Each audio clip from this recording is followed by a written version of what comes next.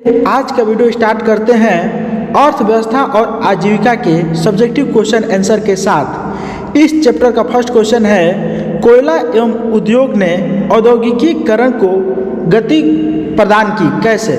ठीक है, तो इसका उत्तर हो जाएगा वस्त्र उद्योग की प्रगति कोयले एवं लोहे के उद्योग पर बहुत अधिक निर्भर करती थी, इसलिए अंग्रेजों ने इन उद्योगों पर बहुत अधिक ध्यान दिया और इंग्लैंड में लोहे और कोयले की प्रचुर मात्रा में खानें थी। ठीक है फ्रेंड्स, इंग्लैंड में लोहा और कोयले की जो खान थी फ्रेंड्स, कारखाना है, वो बहुत ज़्यादा प्रचुर मात्रा में थी। सन 1815 ईस्वी में हम्फ्री डेवी ने खानों में काम करने के लिए एक सेफ्टी लैम्प का आविष्कार किया।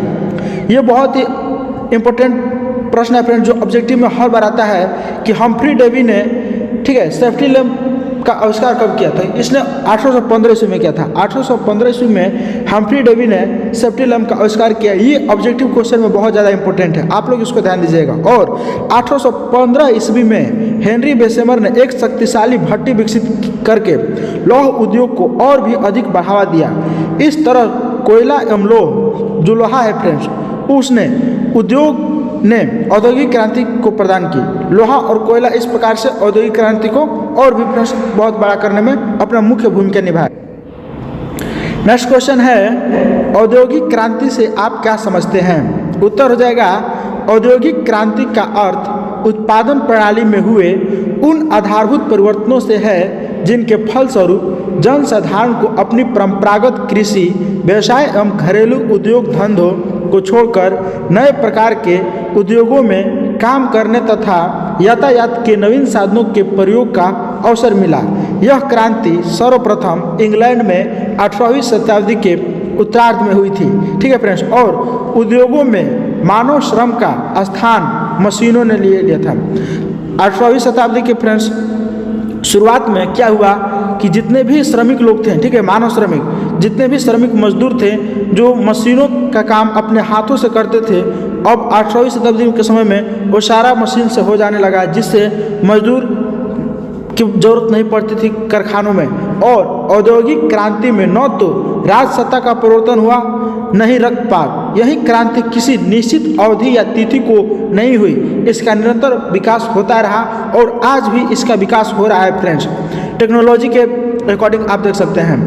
नेक्स्ट क्वेश्चन है, आदि औद्योगिकीकरण किसे कहते हैं?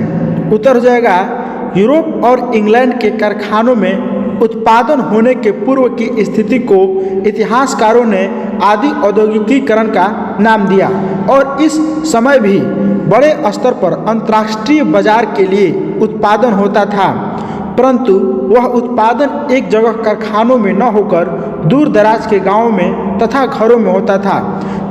ठीक है फ्रेंड्स, आप इस प्रकार से आदि औद्योगिकीकरण को समझ सकते हैं। नेक्स्ट क्वेश्चन है, औद्योगिक आयोग की स्थापना कब हुई, इसके क्या उद्देश्य थे? उत्तर हो जाएगा औद्योगिक आयोग की नियुक्ति सन 1916 ईस्वी में हुई और भारतीय उद्योग तथा व्यापार के भारतीय वित्त से संबंधित उन क्षेत्रों का पता लगाना जिसे सरकार सहायता दे सके। इस प्रकार से फ्रेंड्स औद्योगिक आयोग की स्थापना हुई 1916 ईस्वी में। नेक्स्ट क्वेश्चन है कि औद्योगिकीकरण के क्या कारण थे?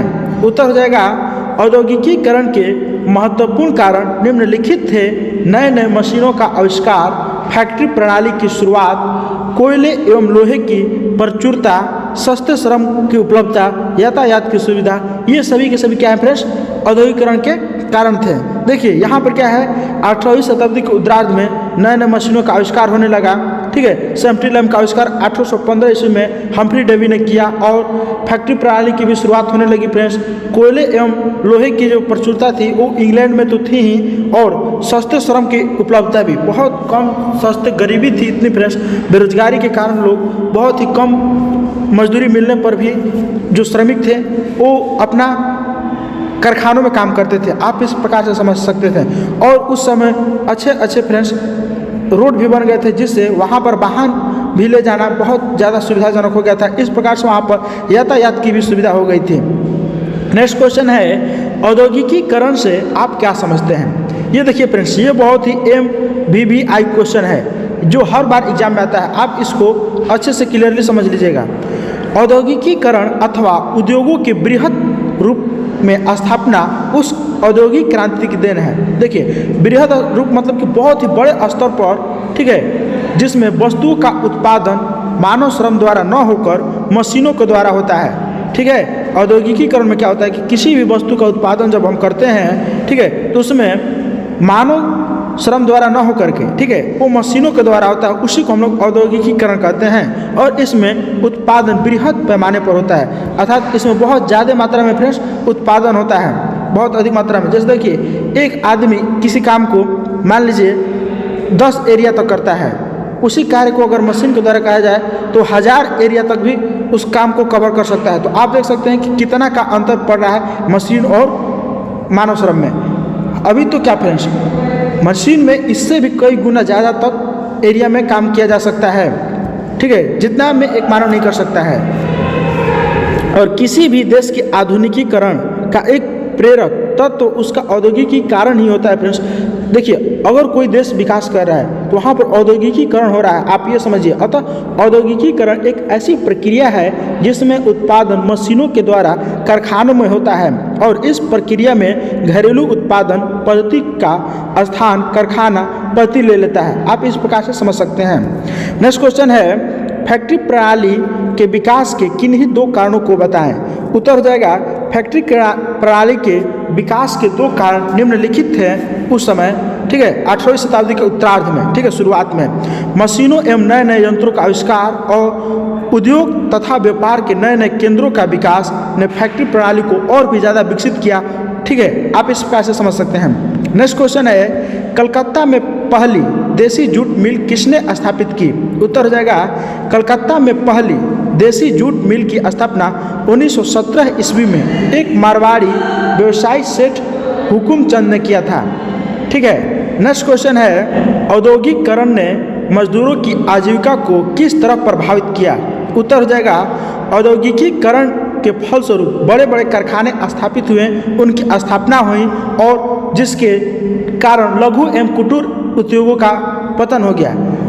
कुटीर उद्योगों का मतलब होता है फ्रेंड्स घरेलू उत्पादन। जैसे मान लीजिए आप बड़े बड़े शहरों में जाते हैं तो देखते हैं कि घरों में लोग अपना छोटा छोटा कोई भी बनाते हैं खाने पीने वाले बच्चों का सामान, और उसको बड़े बृहद स्तर पर ले जाके उसको गाँव में बेचा जाता है, या फिर एक कंपनी के माध्यम से उस सारे चीज़ों का सप्लाई होता है। तो वो कंपनी घरेलू कुछ गांव के लोगों को वो अपना कार्य दे देती है, जिसमें लोगों को कंप्लीट करना होता है, और इस प्रकार से उस कंपनी का बढ़ावा होता है। उन्हीं सब उद्योगों क्या कहते हैं फ्रेंड्स, कुटीर उद्योग कहते हैं, जो घरेलू वर्क होते हैं। ठीक है, जैसे मसाला हो गया, उन सभी का उत्पादन करना और किसी कंपनी को ले जा कर देना, और उस मसाले के द्वारा उस कंपनी में कुछ प्रोडक्ट बनाना। इस प्रकार से जो घरेलू लोगों का जो उद्योग था फ्रेंड्स, वो अब ठप पड़ गया औद्योगिकीकरण में। ठीक है, कारखानों में रोजगार की तलाश में गांवों से बेरोजगार लोगों का समूह शहरों की ओर आने लगा, क्योंकि शहरों में फ्रेंड्स औद्योगिकीकरण के कारण बहुत सारे अवसर भी काम के मिलने लगे, और यही कारण हुआ फ्रेंड्स कि वहाँ पर बहुत सारे लोगों के पहुँच जाने के कारण और गाँव में बेरोजगारी के कारण वहाँ पर श्रमिकों को सस्ते भाव में लिया जाने लगा। ठीक है, और उन्हें शहरों में नौकरियां ढूंढने में अनेक प्रकार की कठिनाइयों का सामना भी करना पड़ता था फ्रेंड्स।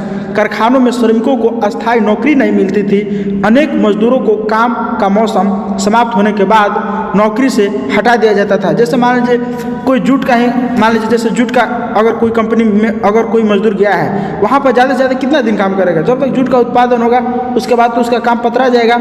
ऐसा 3 से 4 महीने तक वो कंपनी में काम करेगा और 4 महीने के बाद फिर अपने घर पर आ जाएगा।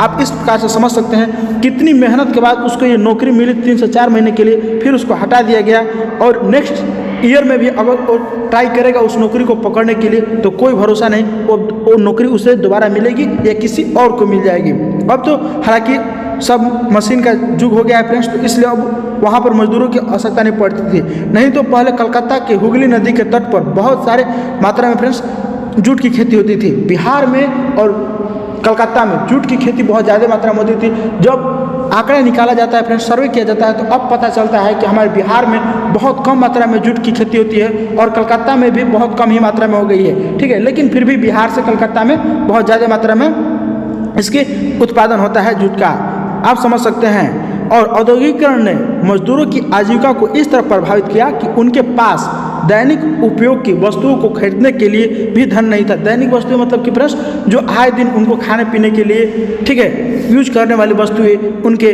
कपड़ा लता आदि, इन सारी चीज़ों को उसने क्या किया फ्रेंड्स, औद्योगिकरण ने मजदूरों को इन सभी चीज़ों से प्रभावित किया और शहरों में आकर रहने ठहरने का समुचित व्यवस्था नहीं थी। इस कारण से फ्रेंड्स उन्हें रहने में भी बहुत ज़्यादा दिक्कत होती थी। कोई एक घर बना दिया था और इसमें 20 से 25 लोगों को बरियारी रखा जाता था। आप समझ सकते हैं कि एक घर में 20 से 25 लोगों को रहने में कितना ज़्यादा तकलीफ होगा। उसमें रहना है, आपको खाना बनाना है और साथ में रहना भी है, आप समझ सकते हैं। नेक्स्ट क्वेश्चन है, भारत में निरुद्योगीकरण क्यों हुआ? देखिए ये भी बहुत इंपॉर्टेंट प्रश्न है कि भारत में निरुद्योगीकरण क्यों हुआ। इसका उत्तर हो जाएगा 1850 ईस्वी के बाद अंग्रेजी सरकार का औद्योगिक नीतियों, ठीक है, मुक्त बाजार की नीति, भारतीय व्यवस्थाओं के निर्यात पर सीमा और परिवहन शुल्क लगाने, रेलवे कारखाने में अंग्रेजी पूंजी निवेश, भारत में अंग्रेजी यातायात का बढ़ावा देने इत्यादि के फलस्वरूप भारतीय उद्योग का विनाश हुआ और कारखानों की स्थापना की प्रक्रिया बढ़ी, जिससे देसी उद्योग अपना महत्व खोने लगी और इससे भारतीय उद्योग का फ्रेंड्स निरुद्योगीकरण होगा। ठीक है, आप इस प्रकार से समझ सकते हैं। नेक्स्ट क्वेश्चन है, सस्ते श्रम ने किस प्रकार औद्योगिकरण को बढ़ावा दिया? उत्तर हो जाएगा, सस्ते श्रम की उपलब्धता औद्योगिकीकरण के विकास के लिए आवश्यक था। ठीक है, और ब्रिटेन में 12 बंदी अधिनियम 1792 ईस्वी में लागू हुआ। ठीक है फ्रेंड्स, ब्रिटेन में 12 बंदी अधिनियम 1792 ईस्वी में हुआ था। ठीक है, ये हर बार एग्जाम में आता है ऑब्जेक्टिव में, तो आप लोग इसको अच्छे से याद कर लीजिएगा कि ब्रिटेन में 12 बंदी अधिनियम 1792 ईस्वी में लागू हुआ और 12 बंदी प्रथा का कारण जमींदारों ने छोटे छोटे खेतों को खरीदकर बड़े बड़े फार्म स्थापित किए और किसान भूमिहीन मजदूर बन गए। जिस किसान के पास भूमि था अब वो भूमि विहीन हो गए और वे किसान भी जो मध्यम वर्गीय होते थे अब वो मजदूर बन गए और बाड़ाबंदी कानून के कारण बेदखल भूमिहीन किसान कारखानों में काम करने के लिए मजबूर हो गए। आप इस प्रकार से समझ सकते हैं कि ये कम मजदूरी पर भी काम करने के लिए बाध्य थे। उनके ऊपर कितनी विपत्ता आई होगी कि इस सस्ते श्रम ने उत्पादन की बढ़ाने में सहायता की और परिणाम स्वरूप औद्योगिकीकरण का मार्ग प्रशस्त हुआ। इस प्रकार से फ्रेंड्स जो अंग्रेज थे वो भारतीयों से बहुत ज़्यादा मुनाफा कमाते थे, आप समझ सकते हैं। नेक्स्ट क्वेश्चन है, 1881 ईस्वी के प्रथम कारखाना अधिनियम फैक्ट्री एक्ट का परिचय दें। उत्तर हो जाएगा 1881 ईस्वी में पहला फैक्ट्री एक्ट जो कारखाना अधिनियम है फ्रेंड्स वो पारित हुआ। कब हुआ था? तो 1881 ईस्वी में, और इसके द्वारा 7 वर्ष से कम आयु के बच्चों को कारखाना में काम करने पर प्रतिबंध लगाया गया। नहीं तो फ्रेंड्स पहले क्या होती थी कि मशीनें होती थी बड़ी बड़ी जिसमें पुरुष या औरत नहीं जा सकती थी, तो छोटे छोटे बच्चों को वहाँ पर मजदूरी के रूप में काम लिया जाता था। और जब ये फैक्ट्री एक्ट नियम लगा फ्रेंड्स 1881 ईस्वी में, उस समय ये प्रतिबंध लगा था कि 12 वर्ष से कम आयु के बच्चों के लिए, ठीक है, काम के घंटे तय किए गए तथा महिलाओं को भी काम के घंटे मजदूरी तय की गई कि इतना घंटे काम करने पर उनको इतना मजदूरी दी जाएगी। नहीं तो फ्रेंड्स बहुत ज़्यादा 16 से 18 घंटे तक काम कराए जाते थे पुरुषों और महिलाओं से, और उनको मजदूरी बहुत कम दी जाती थी। आप समझ सकते हैं। यहाँ पर क्या होता था फ्रेंड्स कि जो 7 वर्ष से कम आयु के जो बच्चे थे वो कारखाना में काम करते थे, तो बहुत बार वे बच्चे उस मशीन में दब करके मर भी जाते थे, कट जाते थे। ठीक है, आप इस प्रकार से समझ सकते हैं। नेक्स्ट क्वेश्चन है, घरेलू और कुटीर उद्योग को परिभाषित करें। उत्तर हो जाएगा, घरेलू उद्योगों के मशीन का उपयोग नहीं होता था। उस समय क्या होता था फ्रेंड्स, घरेलू उद्योगों में मशीन का उपयोग नहीं होता था तो कुटीर उद्योग चलता था। ठीक है, जैसे खाद्य प्रसंस्करण, निर्माण, मिट्टी के बर्तन बनाना, कांच का सामान बनाना, वस्त्र निर्माण, चमड़े के सामान बनाना, फर्नीचर। ठीक है फ्रेंड्स, जितने भी सब फर्नीचर के सामान आप लोहा पलंग चौकी देख सकते हैं आदि घरेलू उद्योगों की श्रेणी में आते हैं। और कुटीर उद्योग जो है फ्रेंड्स वो उपभोक्ता वस्तुओं अत्यधिक संख्या को रोजगार तथा राष्ट्रीय आय का अत्यधिक समान वितरण सुनिश्चित करते हैं। कुटीर उद्योग जो होता है फ्रेंड्स वो जनसंख्या के बड़े शहरों में प्रवाह को रोकता है। ठीक है, नेक्स्ट क्वेश्चन है, इंग्लैंड ने अपने वस्त्र उद्योग को बढ़ावा देने के लिए क्या किया? देखिए इंग्लैंड जो था फ्रेंड्स वो वस्त्र उद्योग का उत्पादन करता था, तो वस्त्र के उद्योग जो था फ्रेंड्स उसको बढ़ावा देने के लिए उसने कौन कौन सी नीति अपनाई? तो उसने क्या किया फ्रेंड्स, यांत्रिक युग का आरंभ सूती वस्त्र उद्योग से हुआ। देखिए इंग्लैंड में जो था यांत्रिक युग का आरंभ सूती वस्त्र से हुआ। तब उसने क्या किया कि 1700 1973 ईस्वी में लंकाशायर के जो वैज्ञानिक जॉन के फ्लाइंग शटल नामक ने एक मशीन बनाई थी, उससे बुनाई की रफ्तार बढ़ी, अर्थात कम समय में बहुत ज़्यादा बुनाई होने लगी फ्रेंड्स, जिससे शिल्प की मांग बढ़ी। ठीक है, क्योंकि अगर ज़्यादा मात्रा में फ्रेंड्स बुनाई होने लगेगी तो हमको सूती अर्थात धागे की भी तो जरूरत पड़ेगी। और 1765 ईस्वी में ब्लैकबर्न के जेम्स हरग्रीव्स ने स्पिनिंग जेनी बनाई। देखिए स्पिनिंग जेनी ने क्या बनाया था फ्रेंड्स, 1765 में ब्लैकबर्न ने स्पिनिंग जेनी बनाई, जिससे और अत्यधिक मात्रा में जो वहाँ का वस्त्र उद्योग था उसको और ज़्यादा बढ़ावा मिला, जिससे सूत की कटाई 8 गुना बढ़ गई, क्योंकि काम भी फ्रेंड्स कई गुना तेजी से होने लगा। मशीनों के आने से औद्योगिकरण की शुरुआत हो गई थी। रिचर्ड आर्कराइट ने सूत काटने के लिए स्पिनिंग फ्रेम का आविष्कार किया। रिचर्ड आर्कराइट ने किसका आविष्कार किया फ्रेंड्स, स्प्रिंग फ्रेम का आविष्कार किया, जिससे अब हाथ से सूत काटने का काम बंद हो गया, क्योंकि हाथ से लोग बहुत कम ही सूत को काट पाते थे दिन भर में। अब मशीन बहुत ज़्यादा सूत को काटने लगी। ठीक है, और क्रॉम्पटन ने स्पिनिंग म्यूल नामक मशीन बनाई। ये सभी के सभी फ्रेंड्स आपको बहुत ऑब्जेक्टिव आता है कि क्रॉम्पटन ने कौन सी मशीन बनाई थी, तो इन्होंने स्पिनिंग म्यूल नामक मशीन बनाई थी क्रॉम्पटन ने। और इन मशीनों के आधार पर इंग्लैंड में कम खर्च में ही बारीक सूत अधिक मात्रा में बनाए जाने लगे। इससे वस्त्र उद्योग में क्रांति आई और इन संयंत्रों की सहायता से इंग्लैंड में वस्त्र उद्योग को और भी अत्यधिक बढ़ावा मिला। आप इस प्रकार से समझ सकते हैं। चलिए नेक्स्ट क्वेश्चन है, 1813 ईस्वी का चार्टर एक्ट क्या था? उत्तर हो जाएगा 1813 ईस्वी में ब्रिटिश सांसद द्वारा पारित अधिनियम था। क्या चार्टर एक्ट जो था ये ब्रिटिश सांसद का एक अधिनियम था, जिसमें व्यापार से ईस्ट इंडिया कंपनी का एकाधिपत्य समाप्त कर दिया गया। जो उसका अधिकार था फ्रेंड्स उसको समाप्त कर दिया गया, तथा उसके स्थान पर मुक्त बाजार की नीति, जिसको पॉलिसी ऑफ फ्री ट्रेड कहा जाता है फ्रेंड्स, उसका अनुसरण किया गया। ये देखिए फ्रेंड्स, जो चार्टर एक्ट है ये क्या था, तो ये हर बार आता है फ्रेंड्स कि चार्टर एक्ट जो था ये क्या था, जो इसने ईस्ट इंडिया कंपनी के आधिपत्य से समाप्त कर दिया और उसके स्थान पर एक मुक्त व्यापार की जो नीति का अनुसरण किया था, उसी को हम लोग चार्टर एक्ट कहते हैं, जो 1813 ईस्वी में हुआ था। ठीक है, ये ब्रिटिश सांसद द्वारा बनाया गया एक नियम है, अधिनियम जिसको आप बोल सकते हैं, रूल्स। ठीक है, नेक्स्ट क्वेश्चन है कि उत्पादक अपने उत्पादों को प्रचार करने के लिए कौन कौन से साधन अपनाते थे?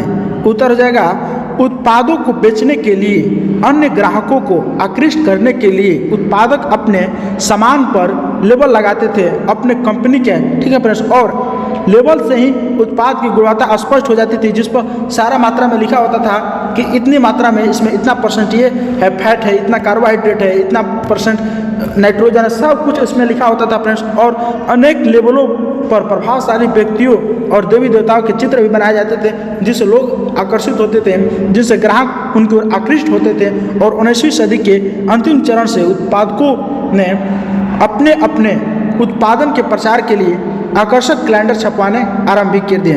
देखिए फ्रेंड्स, अगर आप देखना चाहते हैं कि उस पर लेवल कैसा लगता है, जैसे आप कभी भी एक नमक का पैकेट खरीदेगा 1 kg का या आधे kg का भी, कोई भी एक नमक का पैकेट जब खरीदेगा तो उसके पीछे आप देखिएगा लिया होगा इस प्रकार से, वेट 1 kg, नीचे देखिएगा तो और उसमें सारा आयोडीन की मात्रा इतना है, मैग्नीशियम की मात्रा इतना है, सब कुछ की मात्रा दिया होता था, जिसमें उस कंपनी का लेबल लगा होता है। और उसका कोई इस प्रकार से मतलब कि कोई भी अगर होगा तो उसका कार्टून इस प्रकार से लेबल उसका लग जाएगा, जिससे एक पहचान मिलती है कि उसका यही डीपी है, यही उसकी कंपनी की पहचान है। आप समझ सकते हैं, हर किसी का अपना अलग अलग डीपी होता है, प्रचार करने का एक अलग स्टंप होता है। स्वदेशी आंदोलन का उद्योगों पर क्या प्रभाव पड़ा? ठीक है, तो इसका उत्तर हो जाएगा 1905 में बंग भंग आंदोलन में स्वदेशी और बहिष्कार की नीति से भारतीय उद्योग लाभान्वित हुए। ठीक है, अर्थात भारतीय उद्योग को क्या हुआ फ्रेंड्स, फायदा हुआ।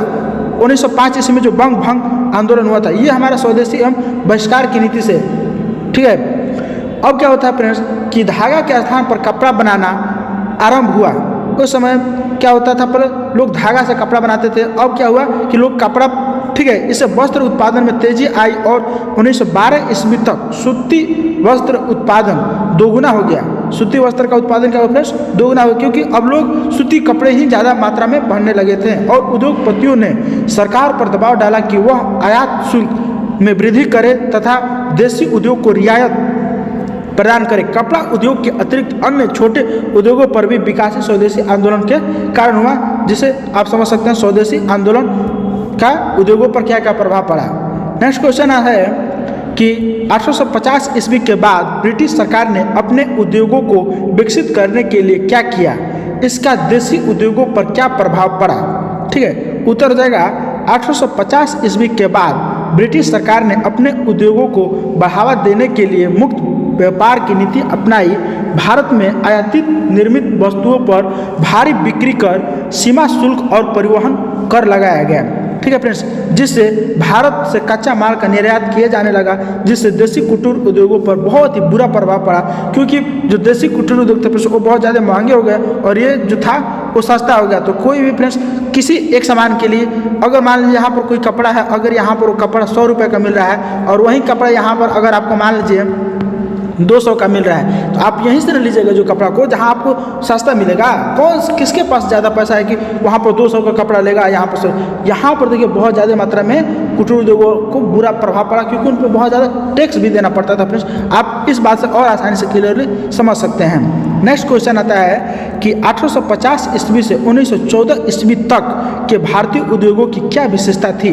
उत्तर जाएगा इस अवधि में वैसे उद्योगों को बढ़ावा दिया गया जो निर्यात करने वाले सामानों का उत्पादन करते थे और जो राष्ट्र के लिए लाभदायक थे, जैसे पटसन और चाय।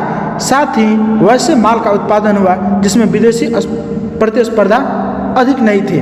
ठीक है, नेक्स्ट क्वेश्चन है कि वर्तमान समय में भारत में कितने स्टील प्लांट हैं। तो उत्तर जाएगा वर्तमान समय में भारत में 7 स्टील प्लांट कार्यरत हैं और इनका नाम है Indian iron and steel company जो हीरापुर में है, और दूसरी कंपनी आता है Tata iron and steel company जो जमशेदपुर में है। इसको हम टिस्को के नाम से भी जानते हैं। Tata iron and steel company को क्या नाम से जानते हैं? TISCO, Tata iron steel. ठीक है फ्रेंड्स, कंपनी इस प्रकार से ऑर्गेनाइजेशन होता है। विश्व स्तरीय आयरन एवं स्टील कंपनी ये भद्रावती जो कर्नाटक में है फ्रेंड्स।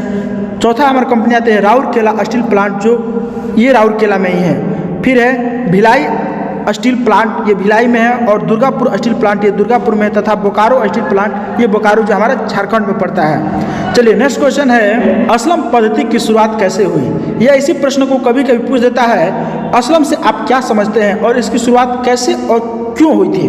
तो इसका उत्तर हो जाएगा छोटे गंदे और अस्वास्थ्यकर स्थानों में जहाँ फैक्ट्री मजदूर निवास करते हैं, जहाँ पर फैक्ट्री के लोग फ्रेंड्स निवास करते हैं, जहाँ मजदूर होते हैं। हम अभी आपको क्या बताएं, पिछले क्वेश्चन बताए थे ना कि एक रूम होता था जिसमें 20 से 25 लोग रहते थे। यहाँ पर फ्रेंड्स बहुत ज़्यादा फूहड़पन होता था। गांव देहात से गए लोग कोई कोई होते हैं जो उदंड भी होते हैं, बहुत ज़्यादा कचरा फैलाएंगे, साफ आपको करना पड़ेगा। आप इस प्रकार से समझ सकते हैं। और उस समय बहुत ज़्यादा लोग शिक्षित भी नहीं थे, जिसके कारण और भी फूहड़पन के शिकार होते गए। वहाँ का वातावरण फ्रेंड्स बहुत ही ज़्यादा गंदा हो गया। ठीक है, वैसे आवासीय स्थलों को असलम कहा जाता है जहाँ पर फ्रेंड्स बहुत ही ज़्यादा मतलब कि स्मेल आती हो और वहाँ पर लोग रहने को विवश हो, और बहुत ही कम जगह में बहुत ज़्यादा मात्रा में लोग रहते हैं। एक ही रूम है फ्रेंड्स, एक ही शौचालय है, और इसी शौचालय में 50 लोगों को जाना है पारा पारी। अब बताइए तो 50 लोग मतलब सुबह का टाइम ही होता है शौचालय में, कैसे 50 लोग एक दूसरे को एडजस्ट करेंगे। लेकिन फिर भी इतनी गरीबी है, मजबूरी है, लोगों की व्यवस्था है कि इसी गंदे माहौल में आपको रहना है, आपको जीना है। आप क्यों नहीं, कुछ भी आप चाहकर नहीं कर सकते हैं। वैसे इलाके को क्या कहता है फ्रेंड्स? असलम पद्धति। असलम पद्धति एक इलाका होता है फ्रेंड्स जो बहुत ही ज़्यादा गंदा होता है, उसमें लोगों को मजबूरी में या जैसे भी रहना पड़ता है। औद्योगिकीकरण के फलस्वरूप बड़े बड़े कारखाने स्थापित हुए।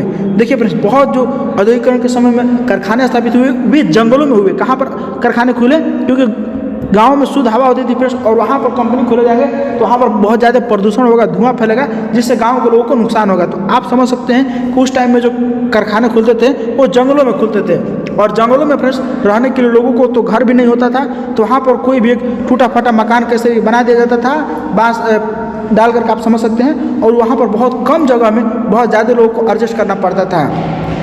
ठीक है, और जिससे काम करने के लिए बहुत बड़ी संख्या में फिर जो गांव से मजदूर पहुंचते थे, वहां रहने के लिए उनको कोई व्यवस्था नहीं होती थी, और मजदूर कारखाने के निकट रहे। ठीक है, इसलिए कारखाने के मालिकों ने उनके लिए छोटे छोटे तंग मकान बनवाए। ठीक है, वे भी अपना पैसा बचाना चाहते थे क्योंकि बहुत ही कम पैसे में बहुत ज़्यादा कमाना वो चाहते थे, जिसमें सुविधाएं उपलब्ध नहीं थी फ्रेंड्स। इन मकान में हवा, पानी और रोशनी तथा साफ सफाई की व्यवस्था भी नहीं थी।